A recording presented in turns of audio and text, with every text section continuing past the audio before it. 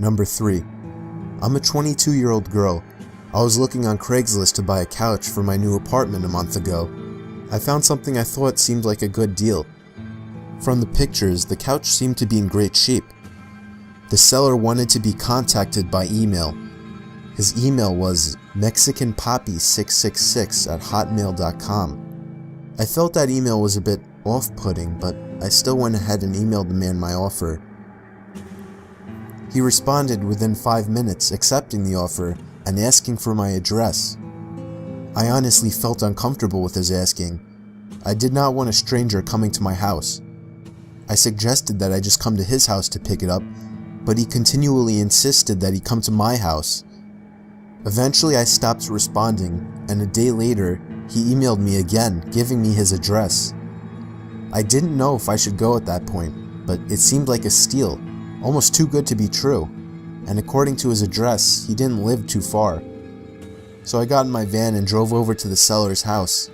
I immediately noticed that the house was a bit smaller than all the other houses on the block. When I rang the bell, a middle-aged man wearing a baseball cap answered the door. He gave me a huge smile and invited me in. I was immediately feeling uneasy.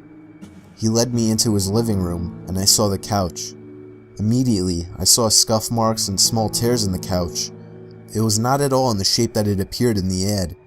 I commented on this, and he just smiled and offered to lower the price. I told him I'm not interested, and here's where things started getting creepy. As I was making my way out of the house, he put his hand on my shoulder and offered to give it to me for free if I was willing to, quote-unquote, give something to him. I let out a disgusted gasp and got back into my car. I didn't even look up out the window. I just drove away from there quickly. But it doesn't end there. That same night, I was laying in my bed watching TV when I thought I heard somebody stomping up the steps of my porch. I muted the TV and was able to clearly hear the sound of somebody fiddling with my front doorknob. I jumped out of my bed and tiptoed over to the front door to look through the peephole, but whoever it was already gone. And then, I thought I could hear the sound of the gate to the backyard opening and closing. That was when I grabbed the phone and dialed 911. Soon after, I heard the sound of somebody fiddling with the doorknob to the back door of the apartment. I yelled to whoever it was that the police were on their way, and after that, I heard the sound of the gate opening and closing again. They were gone. This was a month ago and nothing has happened since, but I still can't sleep at night. I'm 99% sure it was the man that was selling the couch. He must have followed me home. There was no way it was just a coincidence.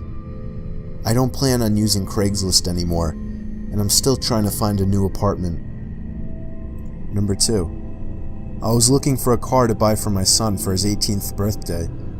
I was searching all the typical car websites, cars.com, eBay Motors. They were all overpriced as expected.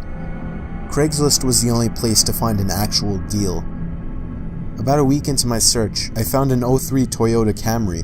It had 67,000 miles, no accidents, no damage, and good condition for only $3,500.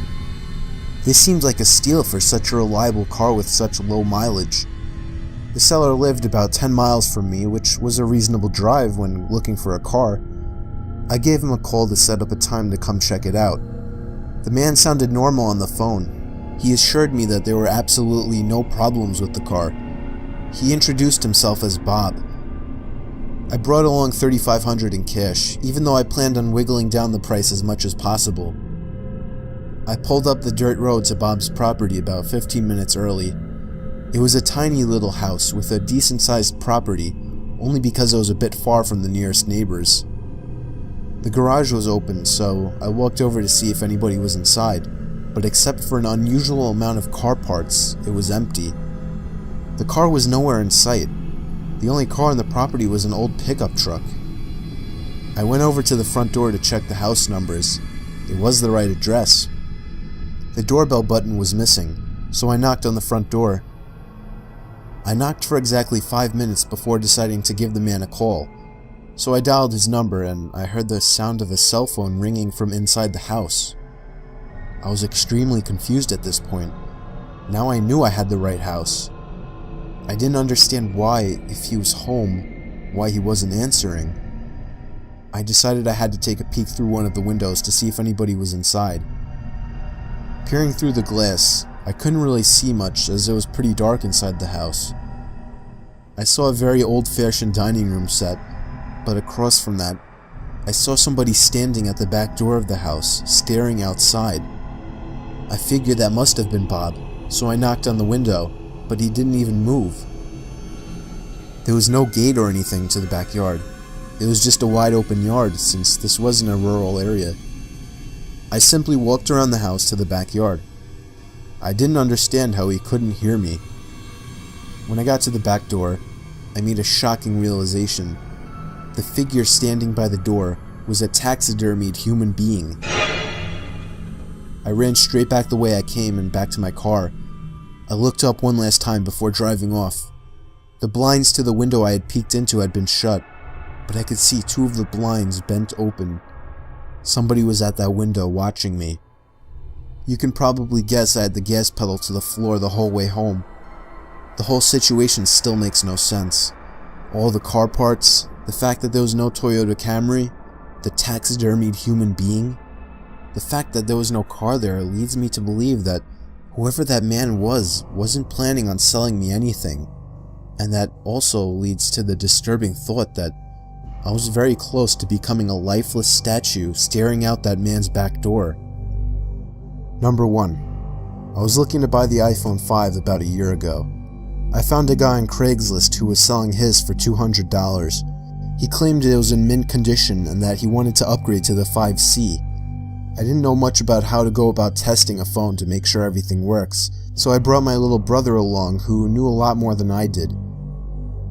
We met halfway at a Dunkin' Donuts parking lot at like 10 o'clock at night.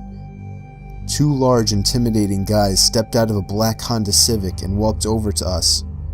One of the guys pulled out the phone and showed it to me. It didn't have a scratch on it. My brother took out my SIM card and popped it into this new phone. He did some testing and told me that it works. The guy then asked for $250, even though he originally asked for $200. I lied and told him I only brought $200, and he seemed a bit unhappy with this. I did have $250, but I didn't want to spend more than his original asking price. I kind of figured it was his way of making sure I didn't haggle down the price. I handed the guy the $200, and he and his buddy got back in their car. We got back into my car, and I tested out the new phone by calling my girlfriend. I sat testing things around for about 5 minutes. My brother commented on the fact that the two guys hadn't left yet either, but I didn't really care. I started the car and pulled out of the parking lot. My brother then commented that the two guys started their car just as I had. I didn't find it too weird. I drove down the turnpike and eventually stopped at a red light. That's when I noticed the black Honda Civic pull up right behind us in my rear view mirror. I found that a bit weird since I was sure they came from the opposite direction. I continued my drive home, but every single turn we made, they followed, and close on my tail too. My brother suggested I pull over, but there was no way I was going to do that. I knew those guys were looking for trouble. It got to the point where I was trying to lose them and started driving dangerously. If they needed something, they would call or at least honk their horn, but they were looking for some kind of trouble. I tried something risky to lose them. At an intersection, the light had just turned red. I floored it across the intersection before any of the cars would begin to pass. My brother shouted at me, calling me stupid and crazy, but it worked. They didn't follow. We got home after the extra long drive. My heart was still racing from the intensity of the situation. I was just happy I got a working phone for such a low cost.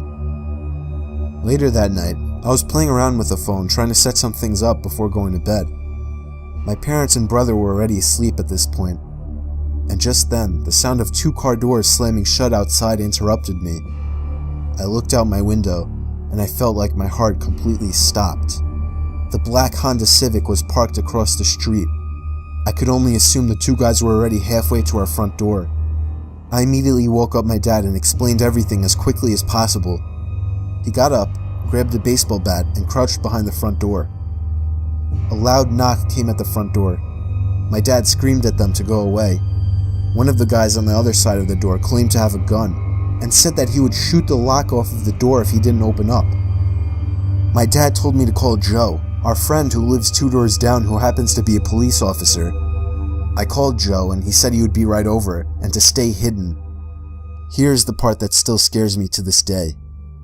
There was the sound of a silenced shot of a pistol. I peeked over and saw a bullet hole in the door, inches away from my dad's head. My dad ran away from the door and we all listened. We heard Joe outside yelling at them to drop their weapons. My dad went outside to help when they lowered their guns. Joe arrested the 2 assholes. I have to say, this was the scariest day of my life, but it was also the best I had ever felt in my entire life.